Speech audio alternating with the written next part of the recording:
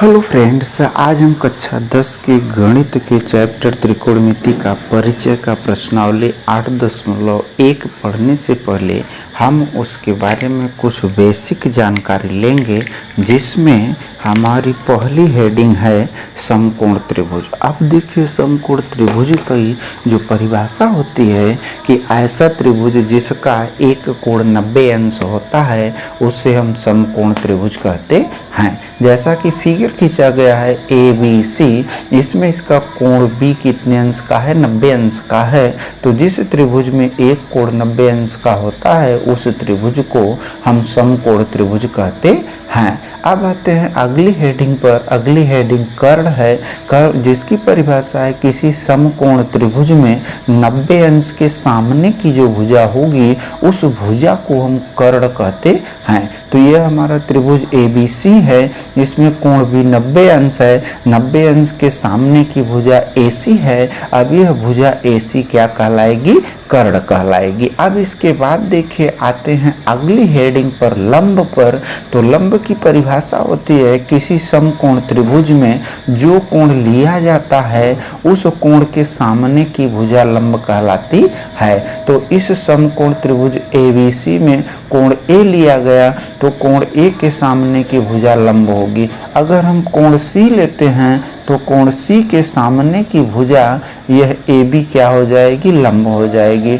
तो इसमें देखेंगे हम कि लंब और आधार आपस में कोण लिए गए कोण के अनुसार बदलते रहते हैं, लेकिन समकोण त्रिभुज में कर्ण का मान हमेशा निश्चित होता है, वह सदैव 90 अंश के सामने की भुजा होती है। तो जब हम कोण A लेंगे तो कोण A के सामने की भुजा लंब BC हो जाएगा और तीसरी भुजा इसकी आधार हो जाएगी। जब हम कोण C लेंगे तो कोण C के सामने की भुजा यह लंब हो जाएगी और यह जो तीसरी भुजा बचेगी यह क्या हो जाएगी? आधार हो जाएगी। तो समकोण त्रिभुज में लंब और आधार कोण के अनुसार हमेशा बदलते रहते हैं और कर्ण का मान हमेशा निश्चित होता है।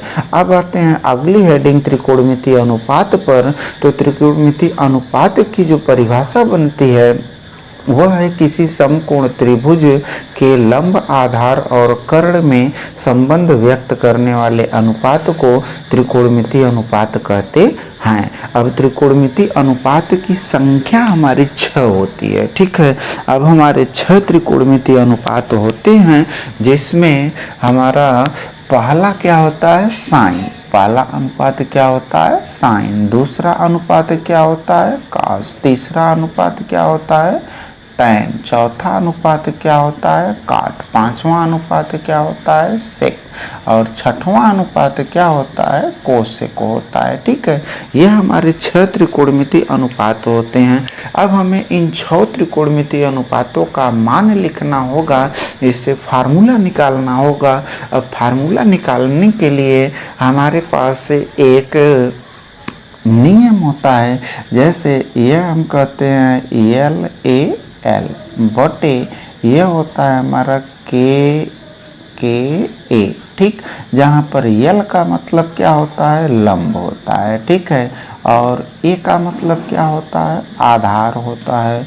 और अगला आपका K का मतलब क्या होता है? कर्ण होता है। K का मतलब क्या होता है? कर्ण होता है, ठीक है। तो यह लाल बटे कक्का जो होता है, इसकी सहायता से हम इन 6 त्रिकोणमिति अनुपात का फार्मूला लिखेंगे। तो यहाँ पर देखिए, अगर हम यहाँ पर लिखते हैं साइन और कोण क्या लेते हैं? A, तो साइन A बराबर यहाँ पर L बटे क्या लिख देंगे? K लिख देंगे, ठीक। अब L का मतलब क्या हो जाएगा? लंब हो जाएगा और K का मतलब क्या हो जाएगा? कर्ण हो जाएगा। तो यहाँ पर साइन का फार्मूला हमारा बनेगा लंब बटे कर्ण, ठीक। अगला हमारा क्या होगा? कास होगा। अब यहाँ पर कास A लिखेंगे। कास A के लिए A बटे क्या हो जाएगा? K। ये हो गया A बटे हो गया K। अब A का मतलब क्या हो जाएगा? आधार हो जाएगा और K का मतलब क्या हो जाएगा? कर्ण हो जाएगा, ठीक है। ये हो गया आधार और बटे यह क्या हो गया? कर्ण हो गया। अगला फार्मूला हमारा क्या होगा? यह टैन होगा। यहाँ पर A लिखेंगे। tan का फार्मूला यह एल बटे क्या हो जाएगा, ए हो जाएगा। एल का मतलब क्या होगा, लंब होगा, और ए है, ए का मतलब क्या हो जाएगा, आधार हो जाएगा। ठीक है, अगला फार्मूला हम लेते हैं किसका, काट का। ठीक है, अब जब हम काट ए लिखेंगे, ठीक, तो यह काट ए जब लिखा जाएगा तो यहाँ पर यह ऊपर होगा और यह नीचे होगा। फिर सेक के लिए के बटे ए, कोसेक के लिए के बटे एल, यानी उलट जाएगा मान। ये हो जाएगा हमारा ए बटे क्या हो जाएगा, एल। ए का मतलब क्या हो जाएगा, आधार हो जाएगा, और एल का मतलब क्या हो जाएगा, लंब हो जाएगा। ठीक है, अब इसके बाद देखिए अगले फार्मूले पर आते हैं। यह हो जाएगा हमारा सेक, यहाँ पर ए। अब सेक ए बराबर हमारा हो जाएगा के बटे, यह हो जाएगा क्या, ए। अब के लिए क्या हो जाएगा, कर्ण, और ए के लिए क्या हो जाएगा, आधार हो जाएगा। अब इसके बाद देखिए अगला फार्मूला हमारा क्या होगा, अगला फार्मूला हमारा होगा कोसेक ए। ये हो जाएगा कोसेक ए बराबर, यह हमारा हो जाएगा के बटे क्या होगा, एल। के का मतलब क्या हो जाएगा, कर्ण, और एल का मतलब क्या हो जाएगा, लंब हो जाएगा। ठीक है, तो इस तरह से हम 6 त्रिकोणमिति अनुपात के बारे में पढ़े हैं, जो साइन, कॉस, टैन, कॉट, सेक और क्या है, कोसेक है। और इस फार्मूले को हम याद करेंगे, और याद करने के बाद हम इसका प्रयोग सवाल में करेंगे। अब जैसे ये 6 फार्मूला हम पढ़े हैं, इसी तरह से इसका 6 फार्मूला इसके उलट का है। ठीक है, इसके उलट का है, जैसे साइन, यह हो जाएगा क्या, ए। अगर हम 1/, करते हैं तो साइन ए का मान 1/, के रूप में देखिए क्या मिलता है। साइन ए का मान 1/, यह हो जाएगा हमारा क्या, कोसेक ए। साइन ए का मान 1/, यह कोसेक ए। ठीक, अगला क्या होगा, कॉस ए। कॉस ए का मान हो जाएगा हमारा 1/, यह हो जाएगा क्या, सेक ए। ठीक, अब अगला मान हमारा क्या होगा, टैन ए। टैन ए बराबर, यह हो जाएगा हमारा मान 1/, यह हो जाएगा कॉट ए। अगला मान हमारा क्या होगा, कॉट ए, और कॉट ए बराबर हो जाएगा यह 1/, यहाँ पर लिख देंगे हम क्या, टैन ए।